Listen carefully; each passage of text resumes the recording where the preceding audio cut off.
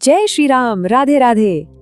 हे सौभाग्यशालिनी पुत्री, आज तुम्हारे अंतर मन की हर एक प्रार्थना, तुम्हारी हर एक आशंका और तुम्हारी हर एक आशा समझो साकार हो गई है। देखो, सृष्टि का सबसे अद्भुत, सबसे रहस्यमयी और सबसे पवित्र कार्य होता है एक नए जीवन का सृजन, और परमात्मा ने स्वयं तुम्हें इस महायज्ञ का माध्यम चुना है। ये बात हमेशा याद रखना, जब एक स्त्री गर्भ धारण करती है तो वो सिर्फ एक शरीर को जन्म नहीं दे रही होती, नहीं, अरे वो तो एक पूरी पीढ़ी के भविष्य को, एक पूरे वंश के दीपक को, एक महान आत्मा को इस मृत्यु लोक में अपनी यात्रा पूरी करने के लिए एक पवित्र आवरण देती है। मैं जानती हूँ इस सबसे दिव्य समय में तुम्हारे मन में हजारों सवाल उठ रहे होंगे। मेरा शिशु स्वस्थ तो होगा? क्या मैं एक अच्छी माँ बन पाऊंगी? तुम्हारे दिल की हर धड़कन में बसी ये चिंता, तुम्हारी हर प्रार्थना वो सीधे परमात्मा तक पहुंच रही है। तुम्हारी ये पुकार, तुम्हारे हृदय की ये व्याकुलता, तुम्हारे मन का हर एक विचार सब उस परम पिता तक पहुंच चुका है। और आज कोई और नहीं बल्कि वात्सल्य की साक्षात मूर्ति, जिनके प्रेम में स्वयं पर ब्रह्म भी एक नन्हा बालक बन गए, मैं वो ममतामयी माता यशोदा स्वयं तुम्हारा मार्गदर्शन करने आई हूँ। मैंने अपने कान्हा को बड़ा किया है। मैं एक माँ के हृदय की हर एक धड़कन को समझती हूँ। मैं तुम्हारे हर अनकही डर को जानती हूँ, और मैं तुम्हें विश्वास दिलाने आई हूँ कि तुम अकेली नहीं हो।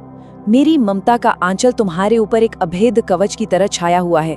इसलिए अपने आंसुओं को पोंछ लो, क्योंकि तुम विलाप करने के लिए नहीं बल्कि उत्सव मनाने के लिए चुनी गई हो।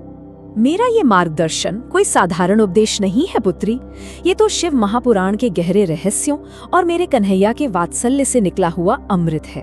समझो, ये जीवन की सबसे पवित्र यात्रा का एक दिव्य नक्शा है, जो इन 7 अध्यायों में तुम्हारे और तुम्हारे शिशु के भविष्य को एक दिव्य शिल्पकार की तरह गढ़ेगा। पहले अध्याय में हम जानेंगे कि तुम्हारा गर्भ एक पवित्र मंदिर कैसे है। दूसरे में हम हरिहर की एकता के सुरक्षा कवच को समझेंगे।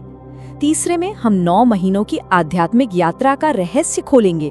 चौथे में हम माँ के आहार, विहार और विचार की त्रिवेणी में स्नान करेंगे। 5वां अध्याय तुम्हें कृष्ण की दिव्य ज्योति का आवाहन सिखाएगा। 6ठे अध्याय में हम प्रसव पीड़ा को एक विजय तपस्या में बदल देंगे, और 7वें अध्याय में हम माँ के पवित्र संकल्प की स्थापना करेंगे। तो चलो मेरे साथ इस दिव्य यात्रा का आरंभ करो। प्रथम अध्याय, माता यशोदा का आगमन और गर्भ की पवित्रता का रहस्य।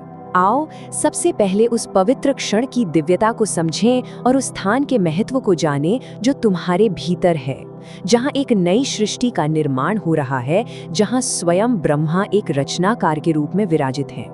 हे पुत्री, ये कभी मत भूलना कि तुम्हारे हृदय की हर एक धड़कन और तुम्हारे मन का हर एक विचार तुम्हारा ये नन्हा शिशु सुन रहा है, उसे अनुभव कर रहा है। वो तुमसे अलग नहीं है, वो तुम्हारा ही तो विस्तार है। तुम कितनी सौभाग्यशाली हो कि साक्षात ईश्वर ने तुम्हें एक जीव के सृजन का माध्यम चुना है। हमारे महान शास्त्रों में, विशेषकर शिव पुराण की रुद्र संहिता में, भगवान सदाशिव ने स्वयं कहा है कि ये मानव शरीर केवल हाड़ मांस का पुतला नहीं है, ये एक देवालय है, एक चलता फिरता मंदिर, और इसके भीतर जो आत्मा बैठी है वो कोई और नहीं, स्वयं शिव का ही सनातन अंश है। तुम्हारा ये गर्भ कोई साधारण शारीरिक अंग नहीं है, ये एक पवित्र यज्ञ कुंड है, जहां तुम्हारे विचार, तुम्हारी भावनाएं और तुम्हारा भोजन आहुति बनकर एक नई चेतना को आकार दे रहा है। ये एक शांत तपोवन है, जहां एक महान आत्मा इस संसार के शोर में आने से पहले एकाग्रता और शांति से तपस्या कर रही है, स्वयं को तैयार कर रही है। इसे केवल एक जैविक प्रक्रिया समझने की भूल कभी मत करना। ये एक बहुत ही गहरी आध्यात्मिक प्रक्रिया है, एक दिव्य सृजन जिसकी सूत्रधार तुम हो। क्या तुम जानती हो कि इस शांत निस्तब्धता में तुम्हारे गर्भ के भीतर क्या अद्भुत घटित हो रहा है? शिव पुराण में ये गूढ़ रहस्य बताया गया है कि माता के गर्भ में जीव को अपने सैकड़ों पिछले जन्म याद रहते हैं। वो वहाँ उल्टे सिर लटकते हुए जठराग्नि के असहनीय ताप को सहता है और लगातार ईश्वर से एक ही प्रार्थना करता है, हे प्रभु, हे परमपिता, मुझे इस गर्भ के बंधन से मुक्त करें।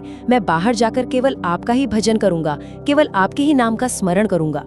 हे माँ, इस समय तुम्हारा शिशु किसी और से नहीं, स्वयं परमपिता परमात्मा से सीधा संवाद कर रहा है।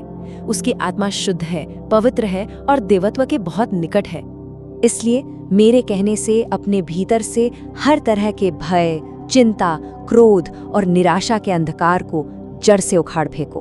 ये समय शोक करने का नहीं बल्कि उत्सव मनाने का है। ये समय रोने का नहीं बल्कि आनंदित होने का है। ये मान कर चलो कि तुम्हारे भीतर मेरे कन्हैया का ही कोई अंश पल रहा है। जब तुम आनंदित होती हो तो तुम मेरे कृष्ण को प्रसन्न करती हो। तुम किसी साधारण शिशु को नहीं बल्कि भगवान के एक प्रिय भक्त, एक महान योद्धा, एक ज्ञानी आत्मा को जन्म देने वाली हो। तो उठो और एक देवी की तरह इस सृजन के उत्सव का आनंद लो। द्वितीय अध्याय, हरिहर की एकता और कृष्ण की शक्ति का आवरण। अब जब तुमने अपने गर्भ की दिव्यता को समझ लिया है तो ये जानो कि संपूर्ण ब्रह्मांड की कौन सी शक्तियां तुम्हारे शिशु की रक्षा के लिए तैयार हैं और तुम एक माँ के रूप में उन महाशक्तियों को अपने शिशु के लिए कैसे जागृत कर सकती हो। तुम सोचती होगी कि शिव पुराण का ज्ञान और मेरे कन्हैया का प्रेम, ये दोनों एक कैसे हो सकते हैं। तो आज इस परम सत्य को अपने हृदय में स्थापित कर लो पुत्री। जो शिव है वही श्याम है, जो हर है वही हरि हैं। हर अर्थात जो हर लेते हैं, दुखों को हरने वाले महादेव, और हरि अर्थात जो मन को हर लेते हैं, प्रेम से चित्त को चुराने वाले मेरे कृष्ण। भगवान शिव ने स्वयं कहा है कि श्री हरि विष्णु उनके हृदय में वास करते हैं और श्री हरि कहते हैं कि महादेव शिव उनके आराध्य हैं। ये दोनों एक ही परम शक्ति के दो दिव्य स्वरूप हैं।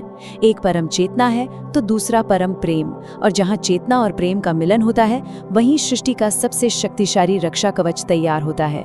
इसलिए जब तुम पूरी श्रद्धा से अपने गर्भ पर हाथ रखकर महादेव के पंचाक्षरी मंत्र नमः शिवाय का जाप करती हो या मेरे कृष्ण के द्वादशाक्षरी मंत्र ओम नमो भगवते वासुदेवाय का जाप करती हो तो तुम सिर्फ शब्द नहीं बोल रही होती, तुम ब्रह्मांड की दो सबसे बड़ी शक्तियों का आवाहन करती हो। शिव की वैराग्यमयी चेतना और कृष्ण का आनंदमयी प्रेम मिलकर तुम्हारे शिशु के चारों ओर एक ऐसा अभेद्य दिव्य ऊर्जा चक्र, एक ऐसा औरिक शील्ड बना लेते हैं जिसे कोई भी नकारात्मक शक्ति, कोई बुरी नजर, कोई अशुभ ग्रह भेद नहीं सकता। ये तुम्हारा सबसे बड़ा सुरक्षा कवच है। और कृष्ण की सबसे बड़ी शक्ति क्या है? क्या वो सुदर्शन चक्र है? नहीं, उनकी सबसे बड़ी शक्ति कोई अस्त्र शस्त्र नहीं है। कृष्ण की सबसे बड़ी शक्ति है आह्लादिनी शक्ति, यानी प्रेम, आनंद और करुणा की ऊर्जा। ये वो शक्ति है जो जड़ को भी चेतन कर दे, जो पत्थर को भी पिघला दे। और इसका रहस्य सुनो, जब तुम प्रसन्न रहती हो, जब तुम निश्चल भाव से मुस्कुराती हो, जब तुम भगवान के मधुर भजन सुनती हो, तो तुम्हारे भीतर से एंडोर्फिन नाम के जो हार्मोन निकलते हैं वे असल में भौतिक रूप में कृष्ण की उसी आह्लादनी शक्ति का प्रकटीकरण है। ये दिव्य आनंद तुम्हारे रक्त के माध्यम से गर्भनाल से होता हुआ सीधे तुम्हारे शिशु के कोमल हृदय तक पहुंचता है और उसे आनंदित और निर्भय बनाता है। शिव पुराण के अनुसार पूरे ब्रह्मांड की उत्पत्ति नाद यानी दिव्य ध्वनि से हुई है। तुम्हारा गर्भ भी एक छोटा सा ब्रह्मांड है। जब तुम मधुर स्वरों में मंत्रों का उच्चारण करती हो तो वो नाद ब्रह्म तुम्हारे गर्भ के अमृत जल यानी एमनियोटिक फ्लूइड में दिव्य कंपन पैदा करता है। और विज्ञान भी मानता है कि जल में असाधारण स्मरण शक्ति होती है। ये गर्भ का पवित्र जल उन दिव्य मंत्रों की ऊर्जा को सोख लेता है और तुम्हारे शिशु के मस्तिष्क के कोमल तंतुओं को, उसके न्यूरॉन्स को एक दिव्य आकार देता है। तुम अपनी वाणी से अपने शिशु के भविष्य का निर्माण कर रही हो। तृतीय अध्याय, 9 महीनों का आध्यात्मिक गर्भ संस्कार। जैसे एक कुम्हार गीली मिट्टी को बहुत ही प्रेम और कोमलता से एक सुंदर घड़े का आकार देता है, वैसे ही तुम्हें इन 9 महीनों में अपनी चेतना से, अपने संस्कारों से इस कोमल जीव को एक दिव्य आत्मा का आकार देना है। यह एक दिन का कार्य नहीं है, यह 9 महीने की एक गहन तपस्या है, एक दिव्य आत्मा को गढ़ने की कला है। सुनो, इस यात्रा के हर पड़ाव का महत्व समझो। पहले और दूसरे महीने में जब जीव एक बीज के समान है तो उसका स्वागत करो, परमात्मा को धन्यवाद दो और केवल सात्विक भोजन करो ताकि उसके शरीर का आधार शुद्ध बने। तीसरे महीने में जब पहली बार उसका नन्हा हृदय धड़कना शुरू हो तो भगवान शिव का महामृत्युंजय मंत्र सुनो, क्योंकि ये मंत्र जीवन की ऊर्जा और आरोग्य देता है। चौथे महीने में जब उसकी ज्ञानेंद्रियां बनती हैं तो उसे गर्भ में ही अभिमन्यु के शौर्य और कान्हा की चतुरता की कथाएं सुनाओ ताकि वीरता और विवेक उसके स्वभाव का हिस्सा बने। 5वें महीने में जब उसका मन विकसित हो तो स्वयं गीता और रामायण पढ़ो ताकि धर्म और मर्यादा के संस्कार उसके मन में स्थापित हों। छठे और 7वें महीने में जब वो आध्यात्मिक रूप से जागृत होता है और बाहरी ध्वनियों को सुन सकता है, तो ध्यान और गहरी शांत सांसों से उसे सांत्वना दो। और 8वें 9वें महीने में जब वो आने को पूरी तैयार हो, तो उससे बातें करो, उसे विश्वास दिलाओ कि ये संसार ईश्वर की लीला भूमि है, डरने की कोई बात नहीं, उसकी माँ उसकी प्रतीक्षा कर रही है। एक पल के लिए अपनी आंखें बंद करो पुत्री, अपने हृदय पर हाथ रखो। क्या तुम अपने भीतर मेरी माता यशोदा की इस दिव्य कृपा की ऊर्जा को अनुभव कर पा रही हो? क्या तुम्हारी आत्मा भक्ति और विश्वास के आनंद से भर उठी है? यदि तुम्हारा उत्तर हाँ है, तो इस दिव्य अनुभूति को केवल अपने तक सीमित मत रखो, अपना प्रेम प्रकट करो। इस प्रस्तुति को लाइक करके और हमारे चैनल को सब्सक्राइब करके अपनी भक्ति की सेवा अर्पण करो, ताकि यह दिव्य संदेश ईश्वर द्वारा चुनी गई हर उस माँ तक पहुँच सके जो शायद इस समय डर या चिंता में हो। ये केवल एक क्लिक नहीं, यह इस महान ज्ञान यज्ञ में तुम्हारी एक प्रेमपूर्ण आहुति है। चतुर्थ अध्याय, एक माँ का आहार, विहार और विचार। तुम्हारा शरीर इस समय उस शिशु के लिए संपूर्ण ब्रह्मांड है। इन 3 स्तंभों पर तुम्हारे शिशु का भविष्य टिका है। तुम जो खाती हो वो उसका शरीर बनता है, तुम जैसा जीवन जीती हो वो उसकी ऊर्जा बनती है, और तुम जो सोचती हो वो उसका मन और उसकी आत्मा का स्वभाव बनता है। तुम्हारा आहार शुद्ध, सात्विक और प्रेम से पकाया हुआ होना चाहिए। भोजन करने से पहले उसे भगवान को अर्पित करो और ये भाव रखो कि मैं अपने भीतर बैठे नारायण को भोग लगा रही हूँ। इस एक भाव से साधारण भोजन भी अमृतमयी प्रसाद बन जाएगा और तुम्हारे शिशु में दैवीय गुणों का निर्माण करेगा। तुम्हारा विहार प्रकृति के पास हो। सुबह नंगे पैर हरी घास पर चलो, ताकि धरती माता की स्थिर ऊर्जा तुम्हारे और शिशु के भीतर समा जाए। अपने रोज के काम बोझ समझकर नहीं, बल्कि आनंद से करो। यही आनंद तुम्हारे शरीर को प्रसव के लिए तैयार करेगा। और सबसे जरूरी है तुम्हारा विचार। अपने मन के दरवाजे पर भगवान के नाम का पहरा लगा दो। कोई नकारात्मक बात, कोई डर की कहानी, कोई कला अपने भीतर मत जाने दो। डर को पूरी शक्ति से अस्वीकार कर दो। और एक बात अपने मन में सदा के लिए बैठा लो, तुम केवल माध्यम हो। कर्ता बनने का अहंकार कभी मत पालना।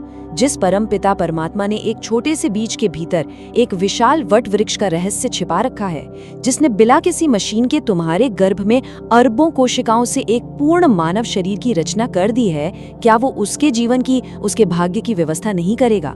अरे अवश्य करेगा। तुम बस विश्वास रखो। सब कुछ भगवान शिव की इच्छा और मेरे कृष्ण की दिव्य लीला से हो रहा है। तुम बस आनंद लो। पंचम अध्याय, गर्भास्थ शिशु के लिए कृष्ण की शक्ति का आवाहन। अब मैं तुम्हें एक बहुत ही शक्तिशाली और गुप्त ध्यान विधि बताती हूँ, जो शास्त्रों का सार है। ये तुम्हारे और तुम्हारे शिशु के चारों ओर एक ऐसा अभेद्य प्रकाश कवच बना देगी, जिसे संसार की कोई पीड़ा भेद नहीं पाएगी। हर रात सोने से पहले जब सारा संसार शांत हो जाए, तब तुम शांत होकर लेट जाओ। गहरी सांस लो। अब कल्पना करो कि कैलाश पर्वत पर विराजमान भगवान शिव के मस्तक पर जो चंद्रमा है, उससे दूधिया सफेद, शीतल और अमृत जैसी रोशनी का एक झरना बह रहा है, और वो तुम्हारे सिर के ब्रह्मरंध्र से तुम्हारे पूरे शरीर में प्रवेश कर रहा है। ये शांति, पवित्रता और वैराग्य की रोशनी है। इसे महसूस करो। अब कल्पना करो कि गोलोक में मेरे बाल कृष्ण के कमल जैसे हृदय से एक गुलाबी और सुनहरी प्रेममयी रोशनी का सागर उमड़ रहा है, और वो सीधे तुम्हारे हृदय में प्रवेश कर रहा है। ये प्रेम, आनंद और निर्भयता की रोशनी है। अब अपने हृदय में शिव की इस सफेद रोशनी और कृष्ण की इस सुनहरी रोशनी को मिला दो। देखो, एक अद्भुत, तेजस्वी, इंद्रधनुषी प्रकाश तुम्हारे हृदय में प्रकट हुआ है। अब इस दिव्य ऊर्जा को एक प्रकाश पुंज के रूप में अपने गर्भ में भेजो। देखो, तुम्हारा गर्भ एक दिव्य प्रकाश से जगमगा उठा है, और तुम्हारा शिशु उसमें सुरक्षित होकर मुस्कुरा रहा है। पुत्री, इसे केवल कोरी कल्पना समझने की भूल मत करना। तुम्हारे मन की शक्ति, तुम्हारे संकल्प की शक्ति विज्ञान से भी परे है। शास्त्रों के अनुसार तुम्हारा ये शुद्ध संकल्प तुम्हारे शिशु के डीएनए तक को सकारात्मक रूप से बदल सकता है। ये ध्यान तुम्हारे गर्भ में एक साधारण जीव को नहीं, एक महान आत्मा को प्रतिष्ठित कर देगा। षष्ठम अध्याय, प्रसव का भय और शरणागति का रहस्य। मैं जानती हूँ, एक माँ के रूप में मैं जानती हूँ कि जैसे जैसे समय निकट आता है, प्रसव का एक अनजाना डर तुम्हें सताने लगता है। लेकिन आज मैं तुम्हें उस डर पर हमेशा के लिए विजय पाने का परम रहस्य बताती हूँ। सच कहो पुत्री, क्या तुम प्रसव की पीड़ा से डरती हो? क्या शारीरिक कष्ट का विचार तुम्हारे मन को अशांत और व्याकुल कर देता है? अगर हाँ, तो सुनो, इस परम सत्य को सुनो और इसी क्षण निर्भय हो जाओ। प्रसव की पीड़ा कोई साधारण पीड़ा नहीं है, ये कोई रोग नहीं है, ये एक पवित्र तपस्या है। ये एक माँ की अंतिम और सबसे महान तपस्या है, जो वो एक दिव्य आत्मा को इस धरती पर लाने के लिए करती है। जैसे तपस्या से शरीर तपकर कुंदन बनता है, वैसे ही ये पीड़ा तुम्हें एक माँ के रूप में रूपांतरित करती है। ये कोई मेडिकल इवेंट नहीं, ये एक आध्यात्मिक महायज्ञ है जिसमें तुम पूर्णाहुति दे रही हो। जब वो समय आए तो उस दर्द से लड़ना मत, उसका विरोध करके अपनी शक्ति बेकार मत करना। पूरी तरह शरणागत हो जाना, उस ऊर्जा के प्रति समर्पण कर देना। दर्द की हर लहर के साथ मन ही मन कहना, हे ईश्वर, ये पीड़ा नहीं, ये तेरी ही शक्ति है जो मेरे बच्चे को बाहर ला रही है। तुम्हारा ध्यान दर्द पर नहीं, बल्कि उस परम आनंद पर होना चाहिए कि कुछ ही पलों में तुम अपने शिशु का मुख देखने वाली हो, उसकी किलकारी सुनने वाली हो। ये आनंद की प्रतीक्षा तुम्हें अनंत शक्ति देगी। और ये मेरा वचन है तुमसे, याद रखना, उस प्रसव कक्ष में तुम अकेली नहीं होगी। भगवान शिव की पूरी कृपा और एक माँ के रूप में मेरा, यशोदा का सारा वात्सल्य सूक्ष्म रूप से तुम्हारे साथ खड़ा होगा। जब तुम्हें लगे कि शक्ति कम हो रही है, तो याद करना कि तुम्हारे सिर पर मेरा ही हाथ रखा है। तुम सुरक्षित रहोगी, तुम्हारा शिशु सुरक्षित रहेगा। 7वां अध्याय, माता का शिशु के प्रति संकल्प और प्रार्थना। और अंत में मैं तुम्हें वो महामंत्र दे रही हूँ जो तुम्हारे और तुम्हारे बच्चे के बीच का सबसे पवित्र संवाद बनेगा। ये सिर्फ शब्द नहीं है, ये एक माँ का अपने बच्चे के लिए एक दिव्य संकल्प है जो उसके अवचेतन मन में जीवन भर के लिए एक अमिट छाप छोड़ देगा। इसे हर दिन सुबह और रात को अपने गर्भ पर हाथ रखकर अपने शिशु को प्रेम से सुनाना। उससे कहना, हे मेरे प्रिय शिशु, तुम इस संसार में ईश्वर का भेजा हुआ एक अनमोल उपहार हो। मैं तुम्हें आशीर्वाद देती हूँ कि तुम्हारा शरीर स्वस्थ और वज्र के समान बलवान हो। मैं तुम्हें आशीर्वाद देती हूँ कि तुम्हारी बुद्धि सूर्य के समान तेजस्वी और प्रखर हो। तुम जीवन में सदा सत्य, धर्म और करुणा के मार्ग पर चलना। तुम निर्भय रहना। भगवान श्री कृष्ण का सुदर्शन चक्र तुम्हारी पग पग पर रक्षा करे। तुम इस धरती पर शांति और प्रेम स्थापित करने के लिए आए एक दिव्य दूत हो। तुम सुरक्षित हो, तुम शांत हो, तुम्हें अनंत प्रेम मिल रहा है। जल्दी आओ मेरे बच्चे, मेरी ममतामयी बाहें तुम्हारा स्वागत करने के लिए आतुर हैं। हे जगत जननी स्वरूप माँ, अब अपने मन से हर शक, हर डर मिटा दो। तुम्हारा ये शरीर इस समय पूरे ब्रह्मांड का सबसे सुंदर और पवित्र स्थान है, क्योंकि तुम एक सृजनकर्ता हो, तुम एक देवी हो। जाओ, प्रसन्न रहो, आनंदित रहो। मेरा सारा वात्सल्य और भगवान सदाशिव का अखंड आशीर्वाद तुम दोनों पर अभी और हमेशा बना रहे। तुम्हारा प्रसव सुखद हो और तुम्हारा शिशु दीर्घायु और यशस्वी हो। इस दिव्य ज्ञान को केवल सुनो नहीं, इसे अपने जीवन में उतारो, इसे अपनी आत्मा का हिस्सा बना लो। जब भी मन उदास हो या डर लगे, इस प्रस्तुति को फिर से सुनना। इसके शब्द तुम्हारे और तुम्हारे गर्भ में पल रहे उस दिव्य शिशु के लिए एक अभेद्य सुरक्षा कवच बन जाएंगे। यदि तुम चाहती हो कि ये दिव्य यात्रा जारी रहे, तो इसी तरह के अन्य दिव्य मार्गदर्शन के लिए इस प्रस्तुति को लाइक करके अपना प्रेम दर्शाओ। चैनल को सब्सक्राइब करो ताकि कोई भी संदेश तुमसे छूट न जाए, और कमेंट बॉक्स में भक्तिपूर्वक जय श्री राम लिखकर इस ज्ञान यज्ञ को सफल बनाओ। प्रभु तुम्हारा और तुम्हारे शिशु का कल्याण करेंगे। राधे राधे। जय श्री राम। राधे राधे। हे मातृत्व को धारण करने वाली देवियों, हे सृजनहार माताओं, आज की ये गहन आध्यात्मिक चर्चा आपके भीतर पल रहे उस ईश्वरीय अंश को जगाने के लिए है। सृष्टि का सबसे रहस्यमयी, पवित्र और सुंदर कार्य एक नए जीवन को जन्म देना है।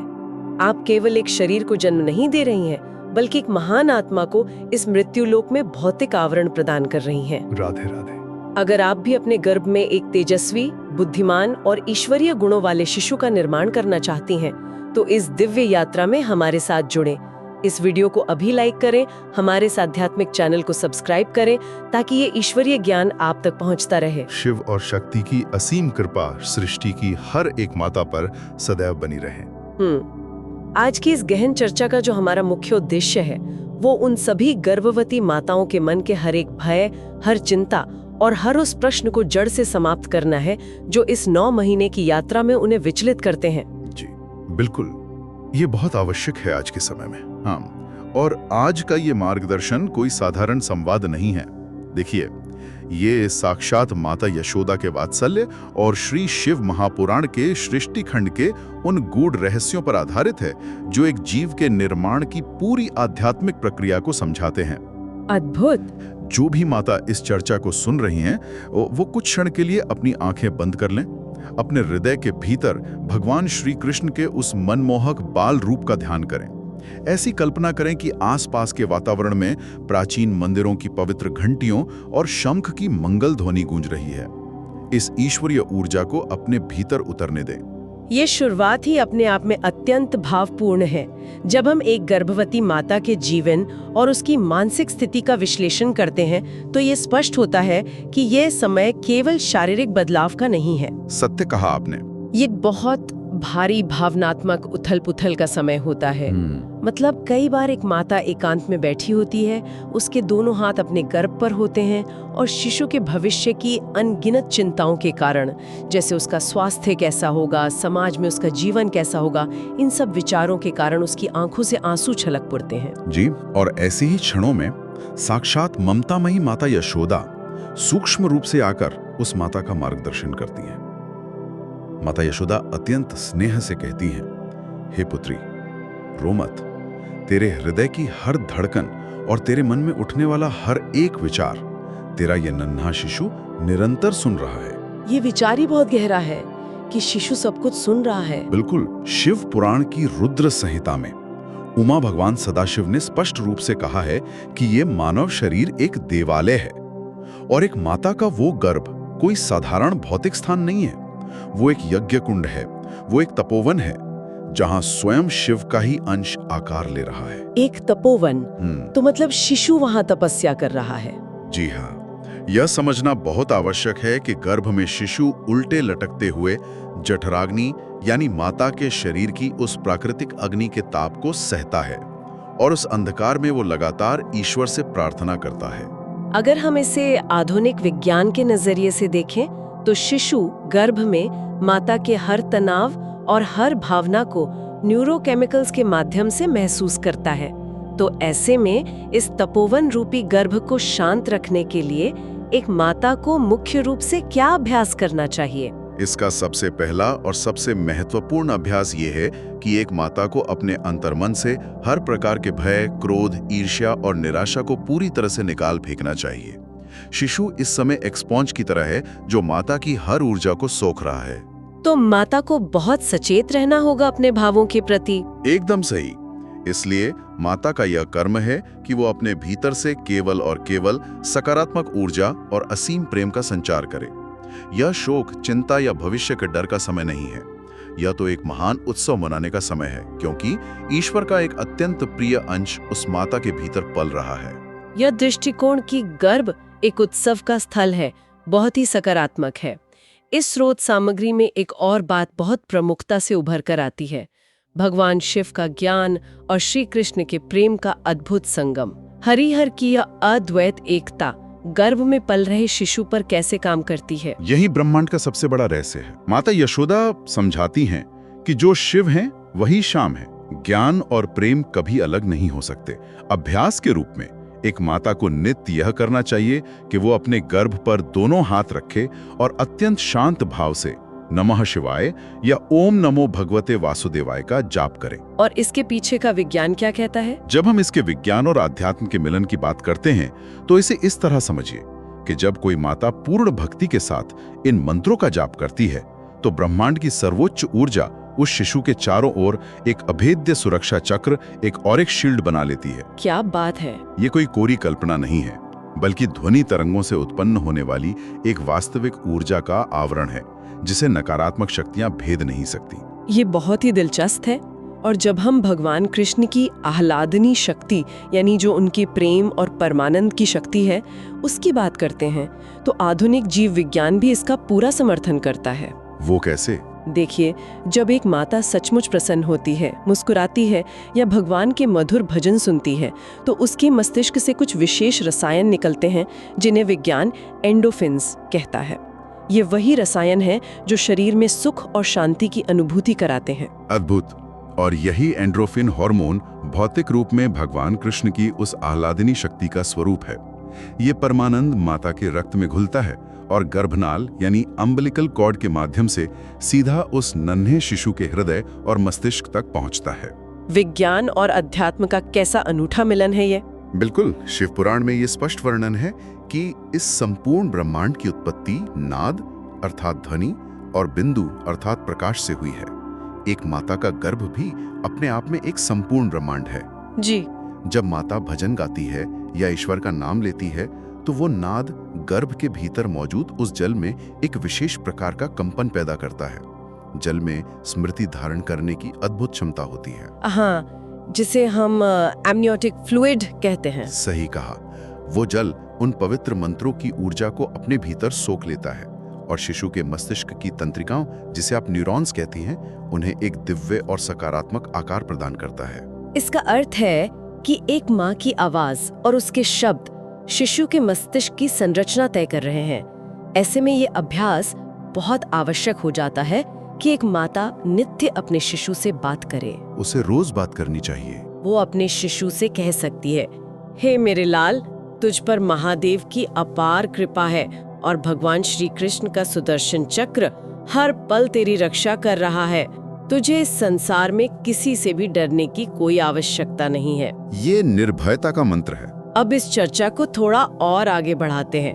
9 महीनों की उस अत्यंत महत्वपूर्ण आध्यात्मिक यात्रा, उस गर्भ संस्कार की ओर चलते हैं, जिसका विस्तृत वर्णन शिव पुराण के सृष्टि खंड में मिलता है। माँ दर माँ एक माता को क्या विशेष अभ्यास करने चाहिए? पहले और दूसरे महीने से इस सृष्टि का आरंभ कैसे होता है? पहले और दूसरे महीने में ये जीव केवल एक सूक्ष्म बिंदु के समान होता है, लेकिन उस एक सूक्ष्म बिंदु में संपूर्ण ब्रह्मांड की चेतना समाई होती है।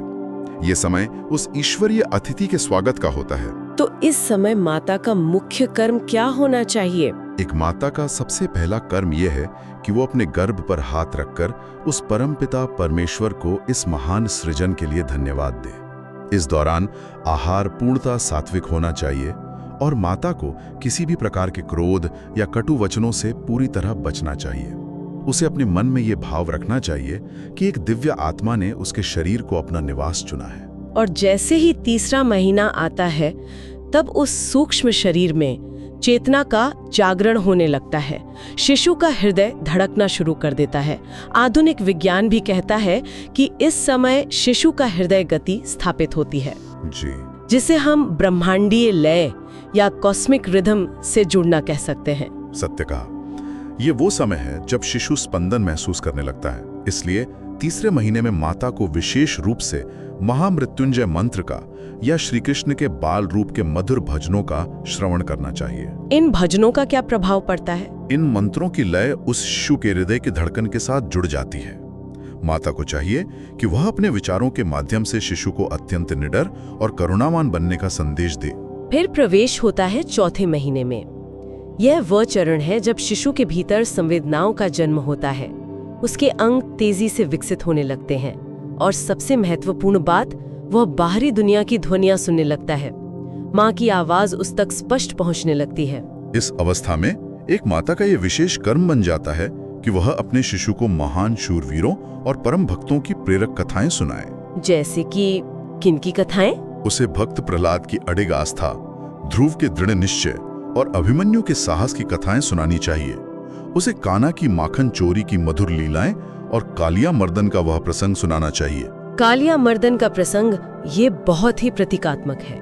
बिल्कुल, इसके पीछे का उद्देश्य केवल कहानी सुनाना नहीं है, बल्कि शिशु के अवचेतन मन को यह सिखाना है कि भविष्य में जीवन के अंदर कालिया नाग रूपी भयंकर चुनौतियां तो अवश्य आएंगी, लेकिन यदि ईश्वर पर पूर्ण विश्वास हो तो उन चुनौतियों के फन पर खड़े होकर निर्भयता से नृत्य कैसे किया जाता है। चुनौतियों के फन पर नृत्य करना, ये बहुत ही शक्तिशाली विचार है।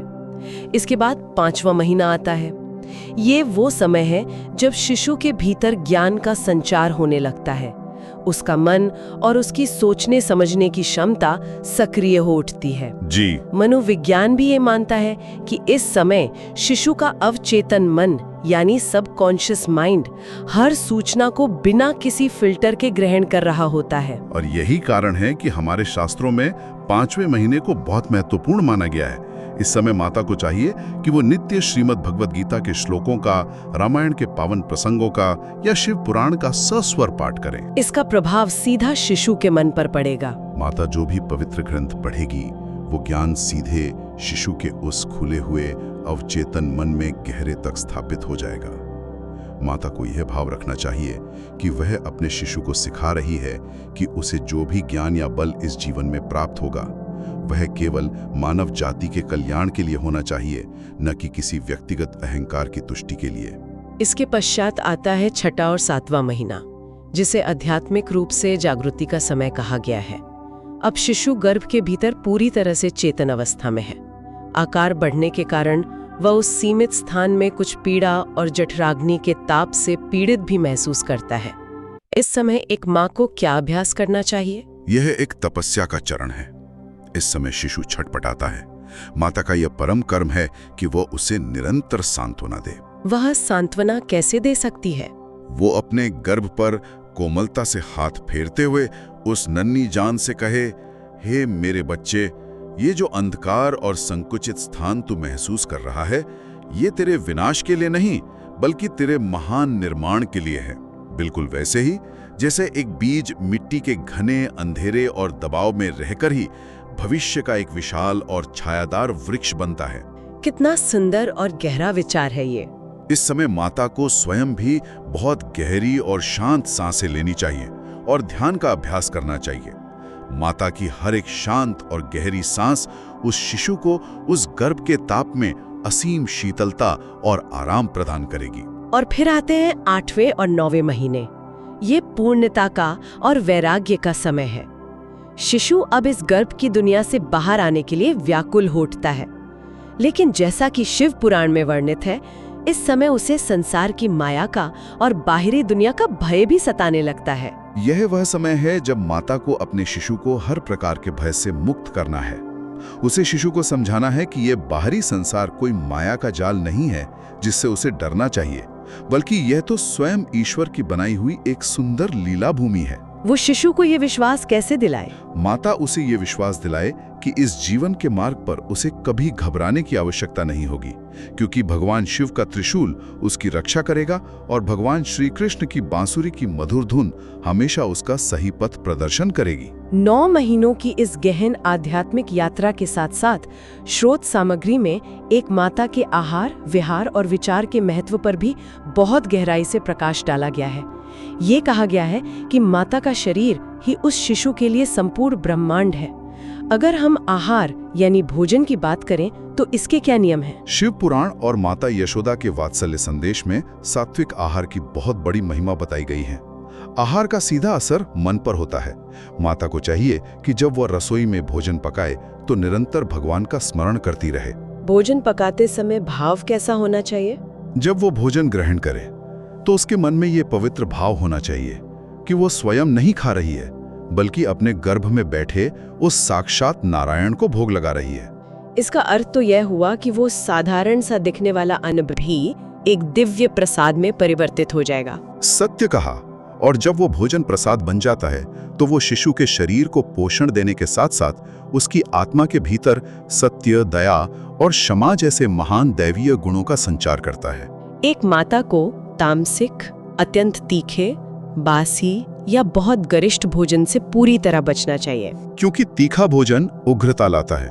बिल्कुल, ऐसा भोजन रक्त में उग्रता लाता है और शिशु के स्वभाव को भी क्रोधी और अशांत बना सकता है। आहार के बाद दूसरी सबसे महत्वपूर्ण बात है विहार, जिसका अर्थ है माता के दिनचर्या। दिनचर्या कैसी होनी चाहिए? माता को प्रकृति के साथ अपना जुड़ाव मजबूत करना चाहिए। सुबह के समय नंगे पैर हरी घास पर चलना चाहिए, जिसे आज का विज्ञान भी तनाव कम करने की एक बेहतरीन तकनीक ग्राउंडिंग मानता है।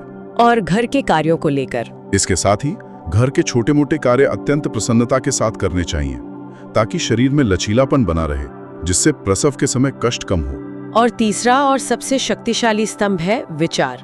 अक्सर देखा जाता है कि समाज में, आस पड़ोस में कई लोग गर्भवती माता को प्रसव की पीड़ा या भविष्य की चुनौतियों को लेकर डराने का प्रयास करते हैं। ऐसे में माता को अपने विचारों की रक्षा कैसे करनी चाहिए? माता यशोदा स्पष्ट कहती हैं कि एक माता को अपने कानों पर भगवान के पवित्र नाम का पहरा लगा देना चाहिए। किसी भी नकारात्मक, डराने वाली या निराशाजनक बात को अपने भीतर प्रवेश ही ना करने दें। भय अंधकार के समान है और ईश्वर पर विश्वास एक परम प्रकाश है। माता को भगवान कृष्ण की लीलाओं पर पूर्ण विश्वास रखना चाहिए।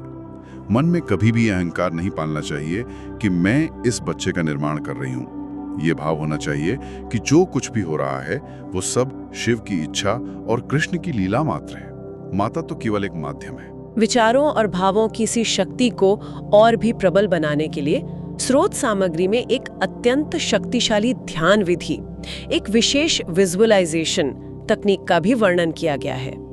यह शिशु के भीतर ईश्वरीय शक्ति के आवाहन का एक अद्भुत तरीका है।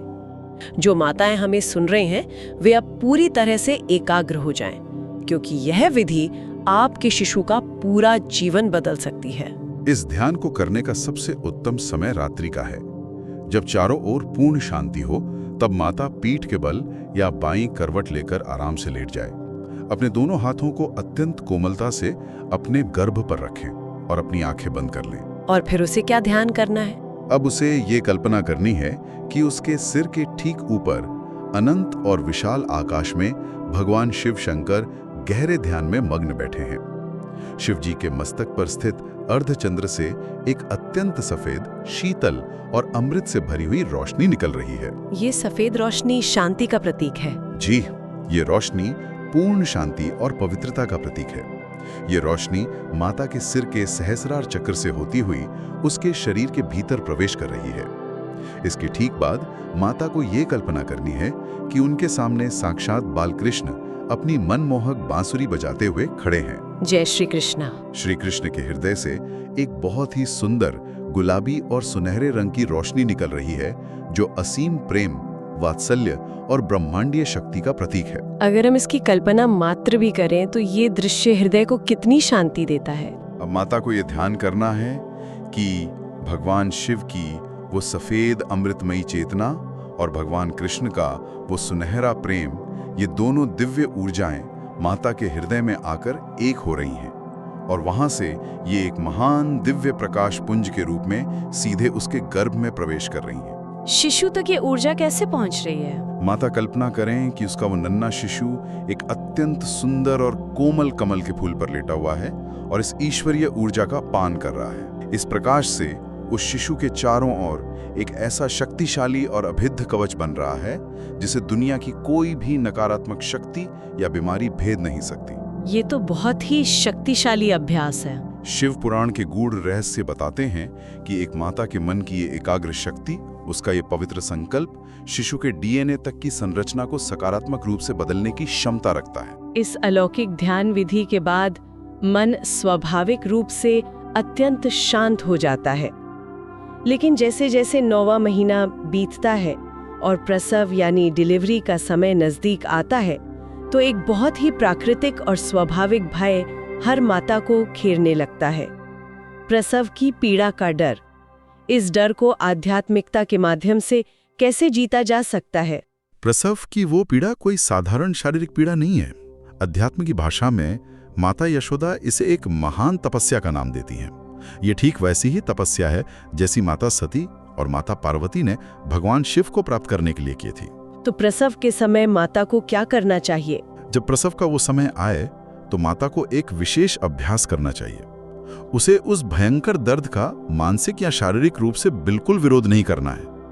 प्रकृति का नियम है कि जब हम दर्द का विरोध करते हैं तो वो और अधिक बढ़ जाता है। माता को उस ईश्वरीय शक्ति के प्रति पूर्णतः शरणागत हो जाना है। शरणागति का भाव। दर्द की हर एक उठने वाली लहर के साथ उसे मन ही मन ये भाव लाना है, हे परमपिता ईश्वर, मेरी नहीं बल्कि तेरी ही ये महान शक्ति मेरे इस बच्चे को बाहरी संसार में ला रही है।